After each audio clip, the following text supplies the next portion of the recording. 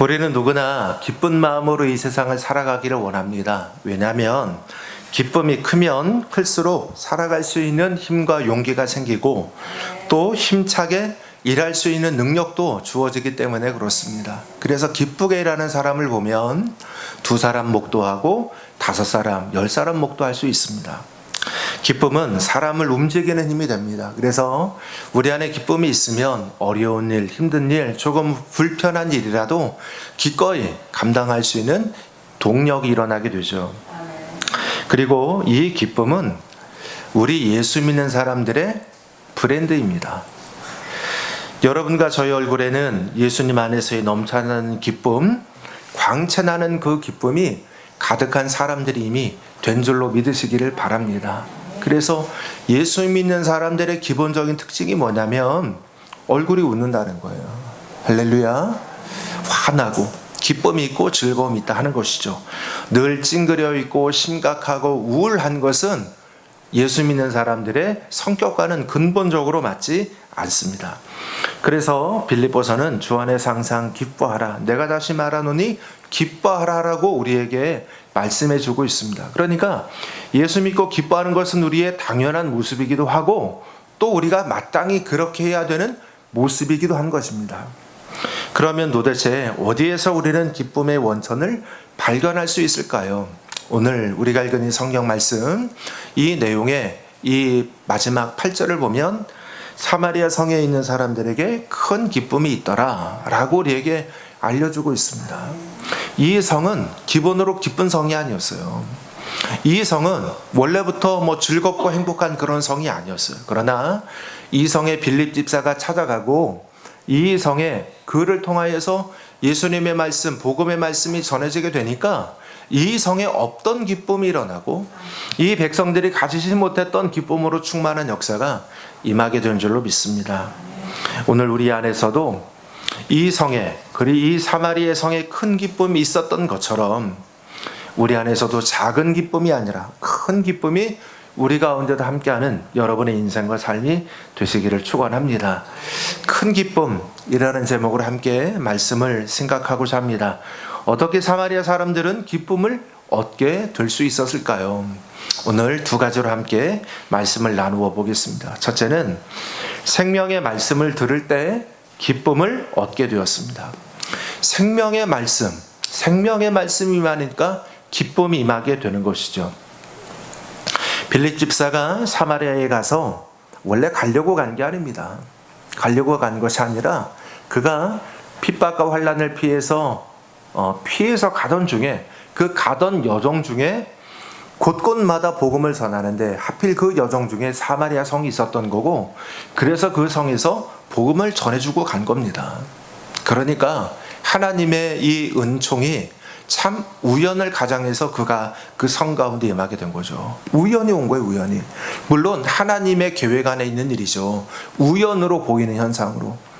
어찌되었든 이 빌립 집사가 그렇게 해서 내가 일부러 사마리아를 정해가지고 내가 저기 가서 복음을 전해야지 이런 생각이 아니고 지나가던 여정 중에 있는 곳이라 그곳에서 복음을 전했고 그 복음을 이 백성들이 전해 들을 때 또 기쁨으로 한 마음으로 하나님의 말씀을 듣고 예수님을 영접하게 되었습니다. 그랬더니 그 속에 기쁨이 임하게 되었습니다. 왜 예수님을 전하는 복음을 들을 때, 왜 예수의 복음을 들을 때 우리에게는 기쁨이 임하게 될까요? 여러분 예수 믿고 기쁘시죠? 예수 믿고 우리 안에는 기쁨이에요.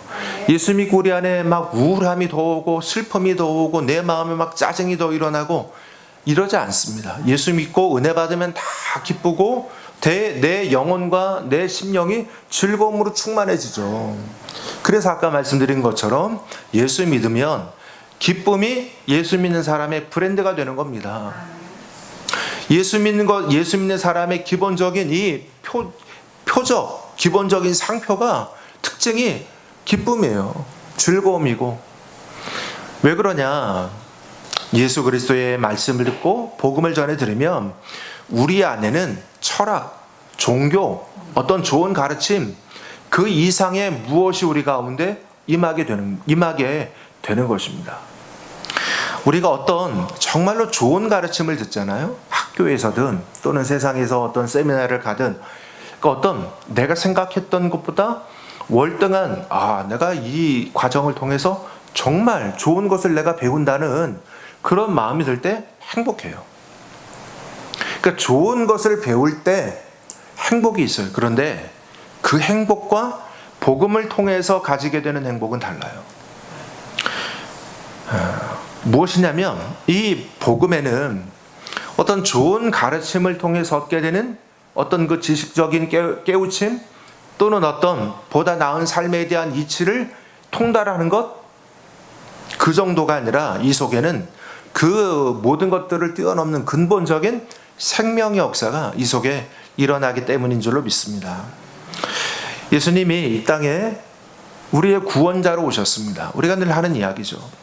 조금 더 우리가 생각해 보면 첫 인간인 아담이 타락함으로 말미암아 다 망가져 버렸고 그런 인간들을 아담 이외의 모든 인간이 다 망가졌는데 그런 인간을 회복시키고 자유케 하기 위해서 예수님이 이 땅에 오셨어요. 우리가 아담의 타락으로 말미암아 속박당하고 짓밟히고 잃어버렸던 그 생명, 참 생명, 그러니까 영혼의 생명이 다 죽어버렸는데 그 영혼의 생명을 예수님으로 말미암아 다시 얻게 되게 되니 우리 안에 얼마나 큰 기쁨과 감사와 즐거움이 가득하게 됩니까? 여러분, 생명을 얻으면 기쁘고 생명을 잃으면 슬픈 겁니다. 왜 아기가 태어나면 웃고 기뻐하고 다 막 그냥 돌아보면서 막 다 그냥 즐거워하시고 또 가족이 돌아가면 왜 우리가 다 슬픈 마음이 듭니까?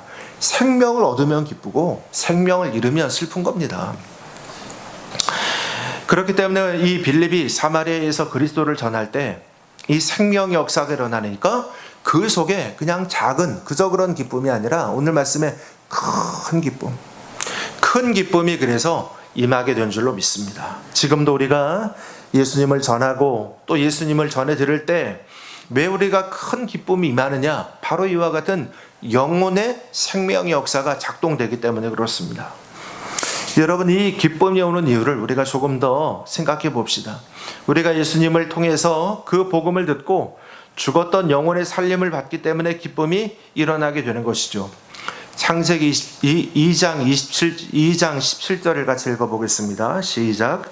선악을 알게 하는 나무의 열매는 먹지 말라.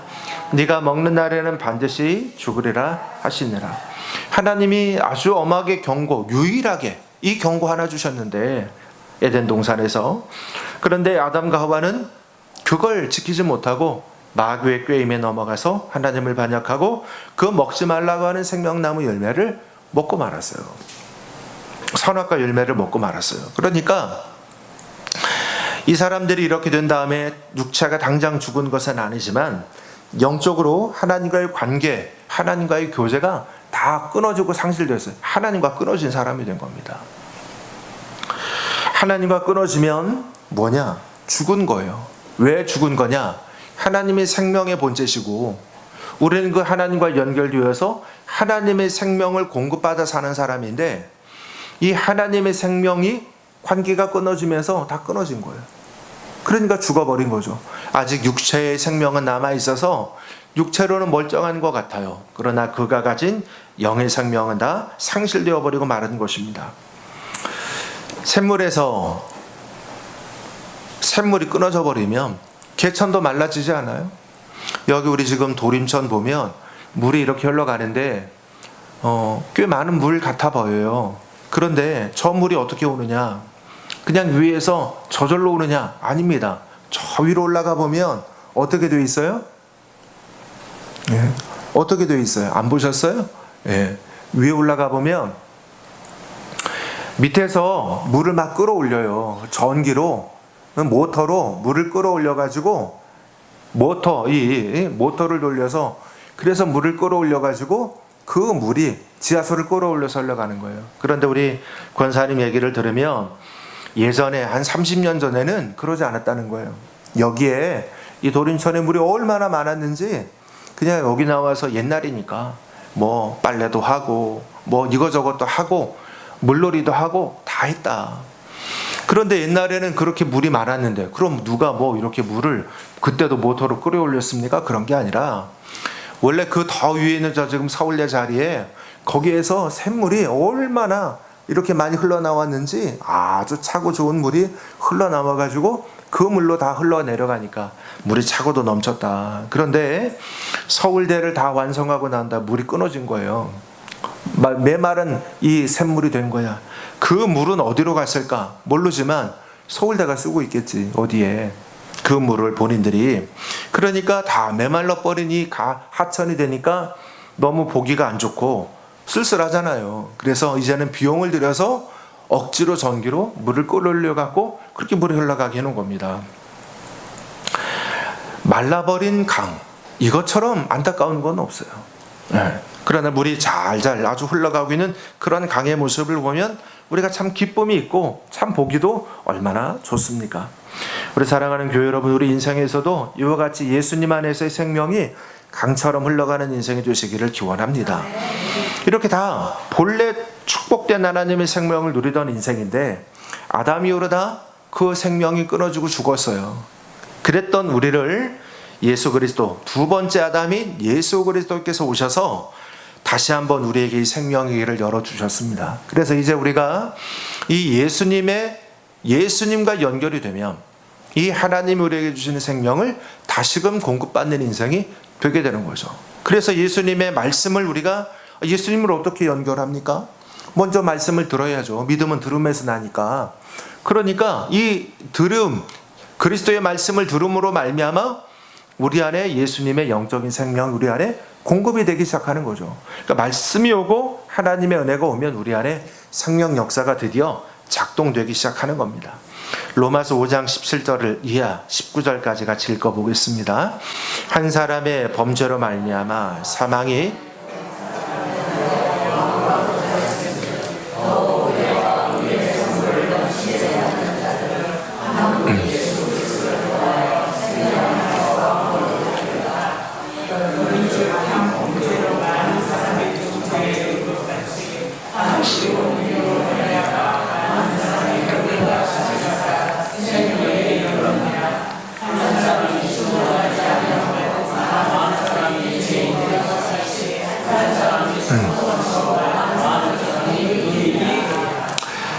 계속해서 반복해야 하는 말씀이 한 사람, 한 사람, 한 사람, 한 사람을 말해요. 한 사람, 여기 한 사람이 다 한 사람은 똑같은 사람은 아니에요. 앞에 나오는 한 사람은 아담, 그리고 뒤에 나오는 한 사람은 예수님. 그래서 우리 19절을 보면 한 사람이 순종하지 아니함으로, 그 한 사람, 첫 번째 한 사람 아담이 순종하지 아니함으로 많은 사람, 모든 사람이 주인이 되어 버린 것 같이 한 사람, 예수님이 순종하심으로 많은 사람, 모든 사람이 의인이 되리라. 할렐루야. 그래서 이제 이 아담으로 말미암아서 다 끊어져 버렸던, 죄인되고 망해져 버렸던 인생들이 이제 또 다른 한 사람, 예수님의 순종하심으로 말미암아 이제 우리가 다시 한번 하나님의 생명과 은혜를 공급받고 하나님과 연결되는, 그래서 생명을 누리는 인생이 되게 된 줄로 믿습니다. 또한 예수 그리스도를 믿을 때 우리의 삶 가운데 가시와 엉겅퀴처럼 돋아나는 고통의 문제, 또 이 환난의 문제, 또 우리 인생의 각종의 문제들에서 우리를 해방시키기 때문에 우리는 예수님의 기쁨을 얻고 누리게 되는 줄로 압니다. 창세기 3장 17절에서 19절까지 읽어봅시다. 아담에게 이르시되 네가 네 아내의 말을 듣고 내가 내게 먹지 말라 한 나무의 열매를 먹었은즉 땅은 너로 말미암아 저주를 받고 너는 네 평생에 수고하여야 그 소산을 먹으리라. 땅이 내게 가시덤불과 엉겅퀴를 낼 것이라. 네가 먹을 것은 밭의 채소인즉 네가 흙으로 돌아갈 때까지 얼굴에 땀을 흘려야 먹을 것을 먹으리니 네가 그것에서 취함을 입었음이라. 너는 흙이니 흙으로 돌아갈 것이니라. 아담이 하와가 이렇게 해서 하나님 앞에 범죄하고 난 다음에 하나님이 그들을 에덴 동산에서 내보내셨어요. 좋게 말해 내보낸 거지 내쫓은 거죠. 내쫓아버리고, 낙원에서 내쫓아버리고 그들에게 주시는 말씀이에요. 그래서 이제 죄인된 이들에게는 어떻게 되냐, 아담에서의 이 에덴 동산에서의 행복, 에덴 동산에서의 만족, 에덴 동산에서의 충만함, 이런 게 다 잃어버리고 말았어요. 이들은 이제 인생의 근본적인 수고를 해야 했고 눈물이 있고 고통이 있는 삶을 살아야 했습니다. 이와 같은 저주와 절망 가운데서 누가 우리를 건져낼 수 있습니까? 그래서 세상에 있는 모든 사람들이, 여러분 인생이 쉬우세요? 인생이 편안하세요? 내 인생은 너무너무 그냥 날마다 행복하고, 내 인생은 너무너무 그냥 날마다 그냥 아주 만족스럽기만 하십니까? 그러기를 원하지만 우리 인생이 쉬운 인생이 하나도 또 없어요. 누구나 다 자기 인생은 고단하고 각자 인생은 다 힘이 들어요. 여러분 힘들죠? 인생 어렵잖아요. 그런데 그런 인생을 살아가는 이유가 뭐냐? 여기서 온 거예요. 그래서 불교에서는 인생을 고해다, 고통의 바다다. 얼마나 힘이 들면 고통의 바다야. 그 고통의 바다에 딱 던져진, 풍덩하고 내던져진 그런 존재가 인생이라는 거예요. 아무리 헤엄을 치고 헤엄을 쳐도 바다가 끝이 납니까? 고통의 바다에서 영원토록 고통당하는 것이 그게 인생이다. 토마스 무어라고 하는 분이 유토피아라고 하는 책을 그 옛날에 써가지고, 이 세상에서 앞으로 정말 이런 세상이 오면 좋겠다, 이런 이상향의 세계가 오면 좋겠다라고 꿈꾼 그런 책을 썼습니다. 그래서 유토피아라는 말은 원래는 없는 땅이에요. 없는 땅. 이 세상에 없는 땅을 말하는 거예요. 유토, 없는 땅. 없는 땅이 없는 땅. 그러니까 유토피아, 이상향, 낙원을 말하고 있지만 사실은 이 세상에 있을 수 없는 땅이에요. 그런데 여러분 그 내용, 이런 내용은 알아. 대략적으로. 근데 그 내용을 조금 아세요? 유토피아라는 책에 그러면 정말로 이상향으로 그리고 있는 낙원 같은 세상이 어떤 곳이냐. 토마스 모어가 말한 유토피아의 모습은 대표적으로 이런 게 있습니다. 첫째, 사람이 하루에 6시간만 일하는 세상. 여러분 몇 시간 일하세요? 우리가 8시간 일한다고 하잖아요. 8시간 일하는데 토요일 안 하잖아요. 주일도 안 하고. 실제로 보면 우리가 한 6시간 일합니다. 여러분이 유토피아 사시는 거예요. 토마스 무어가 말하는 절대로 있을 수 없는 그런 꿈 같은 이상향의 세계 이미 여러분 살고 계신 거예요. 두 번째,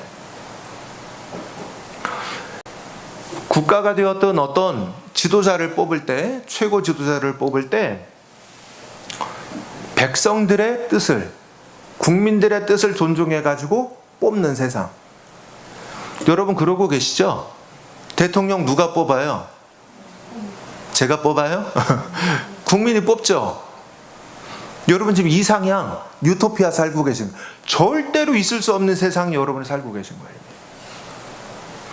토마스 무어가 굉장히 아주 그 지성이 강한, 지성이 높은 그런 신부님이자 또 학자, 교수 이런 분이었는데, 이분이 생각할 때 이 세상에 절대로 있을 수 없는, 절대로 임할 수 없는 이상향의 세계를 그린 게 그 모습인데, 우리는 실제로 지금 토마스 무어가 말한 유토피아에 살고 있습니다. 자, 그러면 행복하시냐고요? 다 100점, 아주 100점 만점으로 행복하잖아요, 여러분. 예, 전혀 그러지를 못해요. 그러니까 아무리 인간이 생각하는 이 정도 되면 이상향이 될 거야, 이 정도면 행복할 거야, 이 정도면 만족할 수 있을 거야, 정말 꿈같은 세계를 그리고 꿈같은 세상을 만들어서 그 시절이 되어도 그것이 행복하지 않다는 거예요. 토마스 무어가 왜 6시간을 말했냐면, 그분이 일하던 시대는 12시간을 일했습니다. 하루에 12시간. 그러니까 자기 생각에는 6시간만 일하면 꿈같은 세상이 맞죠. 그런데 그런 시간이 되어도, 그런 세상이 되어도 정말 행복하냐? 그렇지 않다. 이 세상의 본질이 이와 같다는 겁니다. 이와 같은 저주, 절망 가운데서 누가 우리를 건져낼 수 있습니까? 여러분, 예수 그리스도의 복음의 말씀을 듣고 예수님과 동행하는 인생이 되면 우리 안에 결코 세상이 줄 수 없는 참된 기쁨과 만족이 우리 가운데 넘치는 인생이 되게 되는 줄로 믿습니다.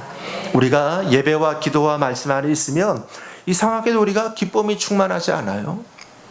인간의 머리로는 이해되지 않는 기쁨과 평안이 우리를 지배하지 않습니까?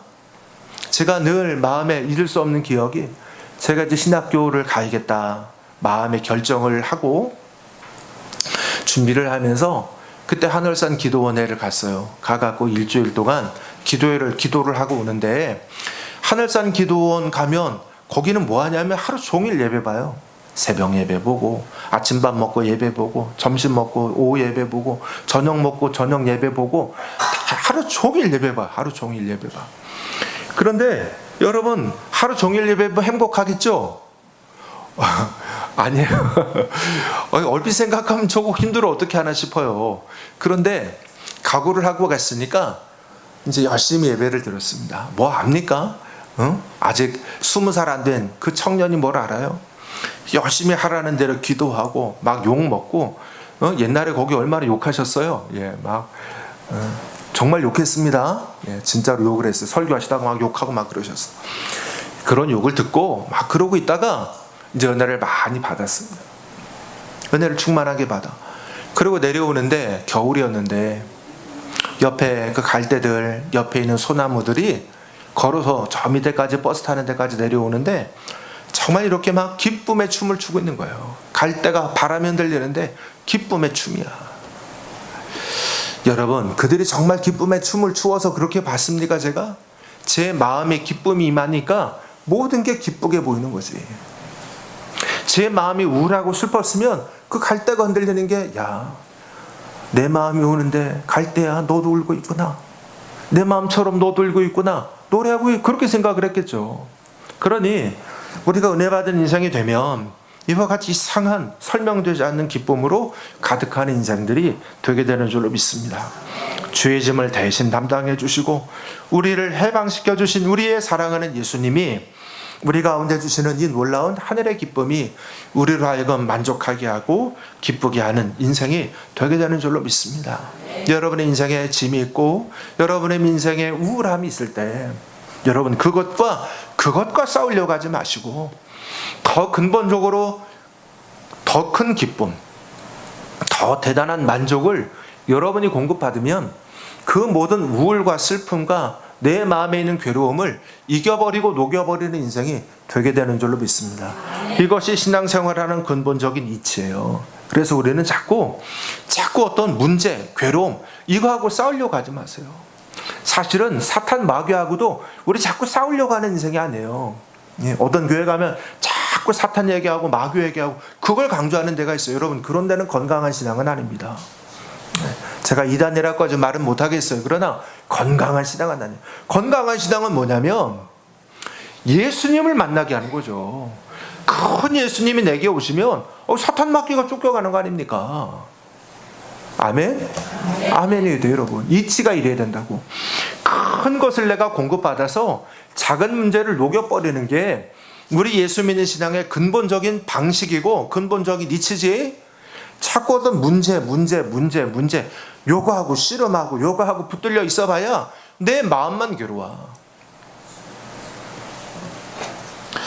사랑하는 교회 여러분의 인생과 삶에 바로 이렇게 복음, 예수님이 임하셔서 고통과 괴로움 이것들을 다 없애버리시고 새로운 믿음을 주시고 용기를 주시고 희망을 주시고 즐거움과 기쁨을 주시고 긍정적인 믿음을 주시고 적극적인 마음을 주시는, 그래서 내일은 오늘보다, 다음 날은 전날보다, 내년은 금년보다 더 나아질 수 있다는 이런 충만함이 있는 인생이 되시기를 예수님 이름으로 축원합니다. 할렐루야. 요즘 다 어려워요. 경제 안 어려운 분이 어디 있어? 다 어렵지. 장사하는 분 다 힘들고 어려워요. 그런데 여러분 그거 아십니까? 제가 며칠 전에 이제 어느 곳에 갔다가 자동차가 옆에 딱 주차가 돼 있는 거예요. 그런데 야, 그 스포츠카가, 외제 스포츠카가, 제 이름도 잊어먹었네. 페라리 뭐 이런 게 아니에요. 왜 남자들은 그거 알 거예요. 그 등급이 있잖아요. 왜 그 스포츠카에 최집사님 알지, 그지? 몰라. 이게 뭐 페라리가 있는데 그거보다 더 비싼 거, 한참 더 비싼 그런 스포츠카가 딱 있는데, 야, 그거 바로 옆에 있으니까 파란색, 아주 그냥 스카이블루 파란색으로 해놨는데, 이야, 집사람 보고는 같이 봤어요. 집사람 보고 저도 보는데 저 사람은 그냥 좋은 차네 이러고 마는데 남자들은 또 다르잖아. 이야, 차 엄청 좋네. 그러면서 야, 이 차 진짜 좋다. 막 가까이서 보니까 멀리서 보는 거하고 또 달라. 이야, 막 그냥 광채가 나는 것 같아. 막 빛이 나. 빛이 뿜어져 나오는 것 같아. 그래서 야, 또 촌스럽게 제가 막 한 바퀴 돌고 이러진 않았습니다. 앞에서 이야, 참 멋지다. 그러면서 야, 이 차 타는 분은 참 아주 그냥 즐겁겠다. 이 남자는. 그랬죠? 그렇고 얘기를 하고 있는데 그 바로 옆에 젊은 사람 몇 명이 서 있었어요. 제가 볼 때 한 20대 후반, 30대 초반대.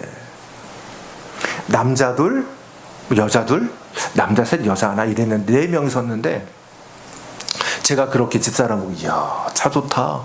막 이제 이러고 있는데 갑자기 자기들끼리 얘기하다가 그 남자 하나가 나 갈게. 그러더니 띡 하고 누르는 거야. 그랬더니 그 차가 삑 하고 문이 열리는 거야. 그 남자애가 이야, 제가 바로 옆에서 듣고 있잖아. 우리 집사람은 아니래. 그런데 저는 남자의 심장이 뛰더만 부릉부릉부릉부릉부릉 하는데 막 남자의 심장이 막 뛰는 거야. 야, 그래서 참 이런 차를 타고 싶어 하는구나. 부릉부릉부릉부릉 막 그냥 금방 온 막 이 세상을 다 뒤엎을 것 같아. 예. 그러면서 돌격 앞으로 하면서 막 부릉 하고 가는 거예요. 모르죠. 그 사람이 그렇게 이제 달려간 다음 제 마음에 드는 생각. 이야, 세상에. 아니 그 친구가 20대 후반, 30대 초반 돼 보인다니까. 제 생각에는 그 사람이 이렇게 옷 입은 것도 그냥 평범해 보여요. 제가 몰라서 그럴 수 있죠. 그런데 막 그냥 광채가 나고 막 그냥 대단해 보이는 그런 옷을 입은 것 같지도 않아. 몰라. 그 사람 옷이 막 몇백만 원, 몇천만 원짜리일지 모르겠지만 그냥 평범해 보였어요. 그래서 그 사람이 주인일 거라고는 생각도 안 했지. 그 사람이 그렇게 지나가고 난 다음에 제 마음이 궁금한 거예요. 저 사람은 어떻게 해서 저렇게 비싼 차를 살 수 있을까? 그래서 두 가지 중 하나일 거 아니에요. 부모로부터 많은 돈을 받은 부잣집 아들이든지 아니면 자기가 뭔가 열심히 해갖고 돈을 엄청나게 버는 사람이든지. 그런데 여러분, 요즘에 그런 사람들이 많다잖아요. 젊은 사람들 중에, 우리나라 사람들 중에, 젊은 사람들 중에 예를 들어서 무슨 가상화폐 이런 거 투자를 했다 해가지고 젊은 사람이 얼마 전에 60억짜리 아파트를 현금 주고 샀다는 얘기 신문에 나온 거 보셨어요? 60억짜리 아파트를 현금을 주고 사. 그러니까 다 어렵고 한 게 맞는데 그 중에 또 누군가는 그렇게 새로운 놀라운 아주 이렇게 많은 재산을 불린 사람들도 있는 거예요. 여러분 가상화폐 이런 거 투자라는 말이 아니에요. 잘못하다가 다 망하니까 하지 마세요. 그러나 누군가는 그런 분야로 자기의 생각과 마음을 쏟아 넣어서 또 새로운 어떤 부를 창출하는 사람들이 나타나고 있다는 거예요. 그러니까 우리가 다 어렵다, 다 힘들다 이 생각만 하고 우리가 살아서는 안 된다. 할렐루야. 이 중에도 그 사람은 자기가 혹시 망할 거라는 생각을 안 했을까요? 그런 가상화폐 이런 거 투자하는 젊은이들 할 수 있죠. 그럴 가능성이 있으니까. 하지만 그럼에도 불구하고 내가 이것을 도전해서 새로운 가능성을 만들어 봐야겠다라고 생각한 사람에게, 다시 말하면 도전한 사람에게 그 기회의 문이 열려지게 된 거예요. 할렐루야. 도전하는 사람에게 언제나 기회가 있는 거지, 도전하지 않는 사람에게는 그 기회도 주어지지 않는 거예요. 부릉부릉부릉부릉 우리 교우들에게도 한번 나타나기를 기원합니다. 그래서 한번 좀 태워줘 봐요. 한번 목사님 차 한번 태워드릴게요. 그리고 한번 부릉부릉부릉 심장이 뛰는 경험을 한번 해봅시다. 예수 그리스도의 은혜, 참 하나님의 은혜가 너무나 커서 우리가 인생을 돌아보면 우리 인생은 근본으로 제한이 많아요. 인생에 결국 피할 수 없는 절망이 있잖아요. 너는 흙이니 흙으로 돌아갈지니라. 아까 우리가 말씀하셨잖아요. 결국 우리가 흙으로 돌아가야 되는 인생이에요. 죽음이죠. 사람이 이 땅에 사는 연수가 70이고 강건하면 80이라고 했습니다. 어떤 대단한 사람도 그 어떤 왕도 예외는 없어요. 그러나 이런 모든 절망과 실망에서 예수님이 해결책을 주셨어요. 고린도전서 15장 42절 이하 읽어볼까요? 시작. 죽은 자의 부활도 그와 같으니 썩을 것으로 심고 썩지 않을 것으로 다시 살아나며 욕된 것으로 심고 영광스러운 것으로 다시 살아나며 약한 것으로 심고 강한 것으로 다시 살아나며 육의 몸으로 심고 신령한 몸으로 다시 살아나나니 육의 몸이 있은즉 또 영의 몸도 있느니라. 기록된 바 첫사람 아담은 생령이 되었담과 같이 마지막 아담은 살려주는 영이 되었나니. 흙으로 돌아가고 썩는 것이 끝인 인생이 예수님을 모셔드릴 때 부활의 씨앗이 심겨진 인생이 된다. 그래서 썩을 것이 썩지 않을 것이 되고 욕된 것이 영광스러운 것이 되고 약한 것이 강한 것으로 육의 몸이 신령한 몸으로 다시 변화가 되고 다시 달라진다는 거예요. 할렐루야. 우리 존재라는 것이 이렇게 한계가 있고 문제가 많은데 이 한계 있고 문제 많은 것들이 예수 그리스도라고 하는 필터를 통과하면 전혀 다른 존재로 달라지게 된다는 거예요. 이 진리를 우리 영이 알게 되고 누리게 되게 되니까 예수님을 우리 마음에 모시게 되면 우리 영이 이걸 느끼게 되니까 생명이 공급되는 거예요. 이렇게 되니까 우리 안에서 가지는 기쁨이 충만해지는 역사가 일어나게 되는 줄로 믿습니다. 둘째로 영육 간의 치유가 임함으로 기쁨을 얻습니다. 귀신이 쫓겨감으로 기뻐했어요. 또 병에서 치유받음으로 기뻐했습니다. 사마리아 사람들에게 예수 그리스도의 복음이 전파되자마자 현상이 일어나는데 병이 치유가 되고 귀신이 쫓겨나고 다 치유를 받는 역사가 막 일어나요. 여러분, 오늘날 귀신 얘기를 하면 현대 문명에 현대 교육을 받은 사람들이 무슨 도깨비 같은 소리입니까 하고 다 부인합니다. 그런데 아십니까? 그렇게 다 부인하는 그 사람들이 수도 없이 지금 점집 찾아가고 점집 찾아가고 내 팔자가 내 운명이 어떨 겁니까? 이거 물어보고 앉았고 또 수많은 사람들이 여름마다 귀신 영화 나오면은 그거 다 좋아하면서 쫓아가서 귀신 영화를 봐요. 얼마 전에도 우리나라 몇 달 전에도 무슨 큰 귀신 영화 나오고 막 이런 거 많았잖아. 귀신 영화가 또 유행인가 봐. 귀신 영화. 여러분 없다고 하면서도 왜 그렇게 귀신 얘기를 좋아하고 귀신을 찾아갑니까? 그러니까 우리 영혼에 저 밑바닥에 본능으로 알고 있는 거예요. 귀신이라는 것에 대한 감각이 있는 겁니다. 정말로 귀신을 부인하면 우리가 왜 귀신을 생각하고 귀신에 대한 이야기 귀를 기울였냐고. 그럴 리가 없죠. 성경을 보세요. 성경은 영적인 세계를 전해주고 있어요. 그래서 하나님이 계시고 영이시잖아요. 영인 하나님이 계시고 또 영인 귀신이 있어.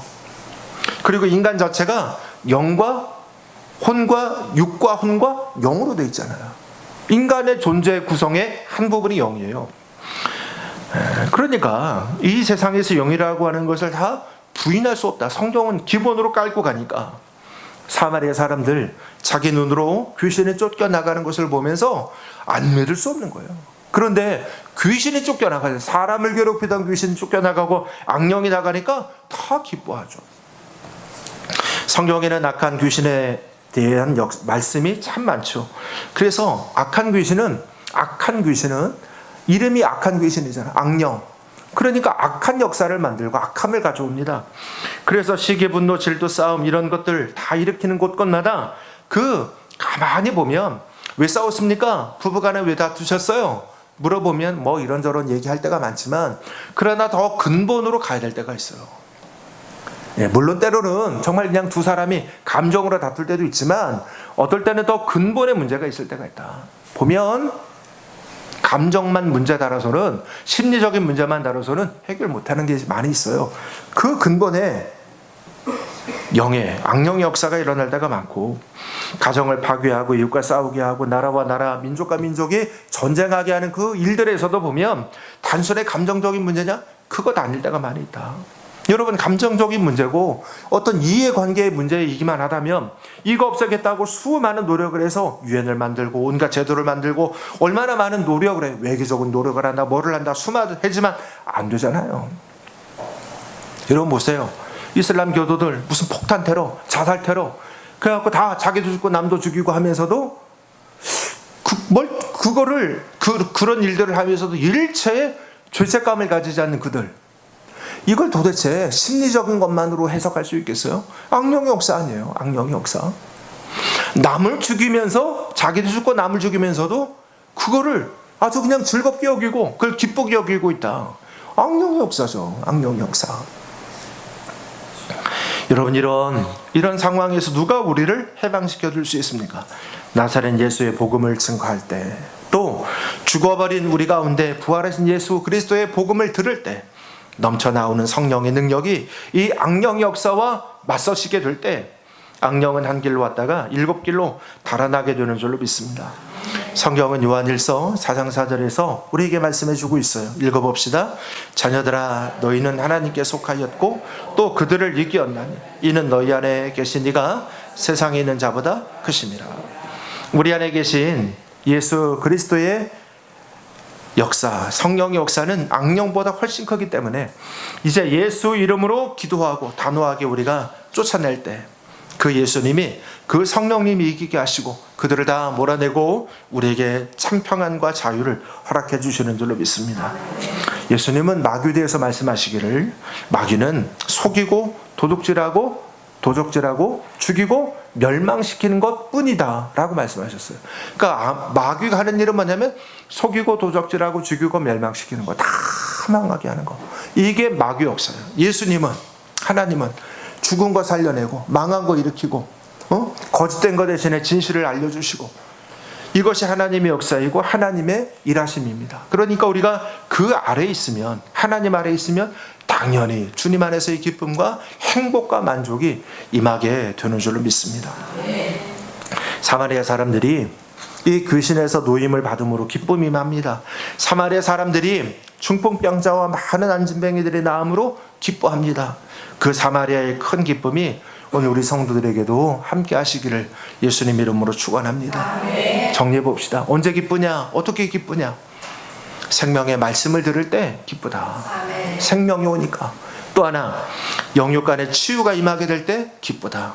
그래서 우리가 영과 육에 모두 우리 영은 이미 기쁨이 있지만 육신에도 하나님의 고치심과 강건케 하심이 있어서 여러분들이 하나님의 이름으로 새 힘을 얻고 건강함, 강건하게 이겨가는 주님의 사람들이 되시기를 예수님 이름으로 축복합니다.